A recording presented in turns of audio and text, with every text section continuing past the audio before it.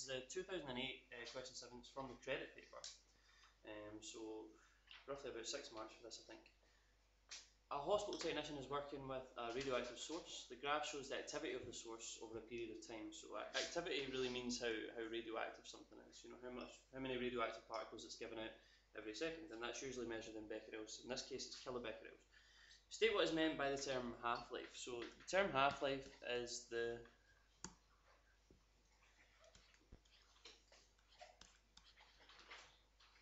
time taken for the activity to fall by half.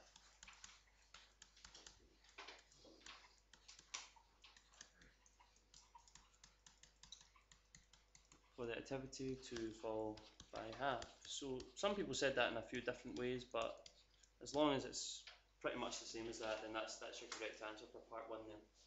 So different elements and stuff have different half-lives, so in other words they give out radiation at different rates. But it's always, for each individual element, you know, it's got its own particular half-life, and it always gives radiation out at that same rate, no matter what.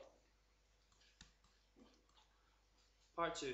Use information from the graph to calculate the half-life of the radioactive source. So this is probably the easier of the two half-life type calculations. All you do is look at what value it starts at. So it starts at 160, and you go to half that value, which is 80.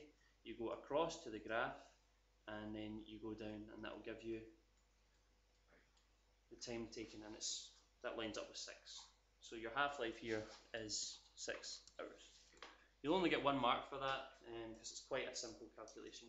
Remember, of course, if you go to half of 80 and then you go over to 40 and straight down, that'll give you 12 in there, because this is 1 half-life, this is 2 half-lives, and you could keep doing that because it decays at the constant rate all the time.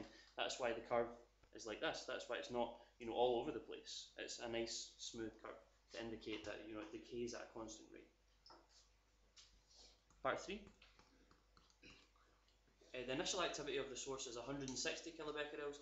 Calculate the activity in kilobecquerels of the radioactive source after 4 half-lives. So this is where it's important to write down the number of half-lives above your arrows. So if we start off with 160 kilobecquerels, remember what I always do is write in the units every time, so that when you get to your final answer, you know, you always remember to give the units. Some people lost a half mark where they forgot their units.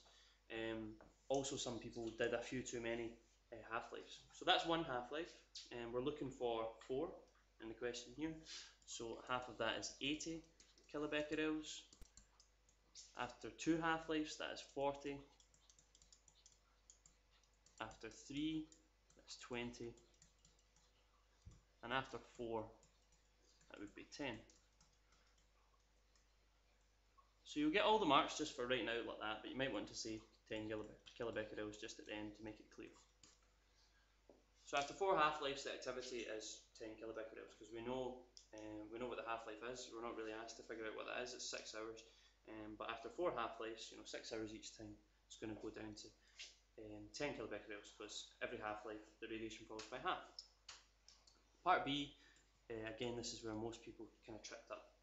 So it's a safety badge, a film badge. They tend not to wear these anymore in hospitals, but what exists now is just a really newer version of this. The film badge contains photographic film, and light cannot enter the badge. Describe how the film badge indicates the type.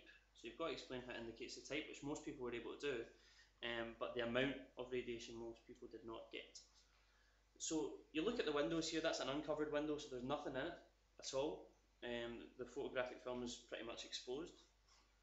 In here you've got aluminium, and in here you've got lead.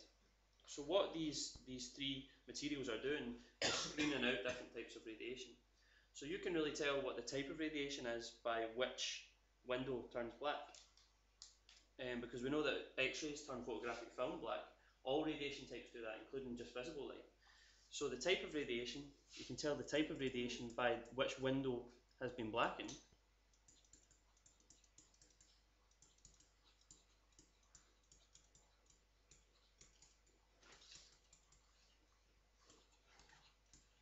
So like alpha radiation would blacken this window here, this uncovered window. Beta radiation would be screened out probably by aluminium, but would blacken this. Only gamma would go through the lead. So you tell the type by which window is blackened. Now the amount of radiation you tell by how black the film is, because the more radiation you expose photographic film to, the blacker it becomes. So the amount of radiation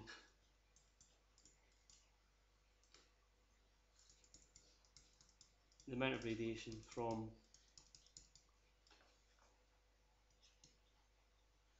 how black the film is.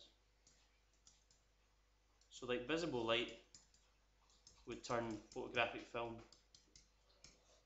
probably slightly grey over a long period of time, but X-rays would turn it black, quite instantly because they've got higher energy. So the more radiation you have, the more energy it has, the blacker it's going to make photographic film. So photographic film can be a detector of all the types of radiation within the electromagnetic spectrum, but it's just going to take longer to go black for visible light, and it would go much more quickly black for gamma.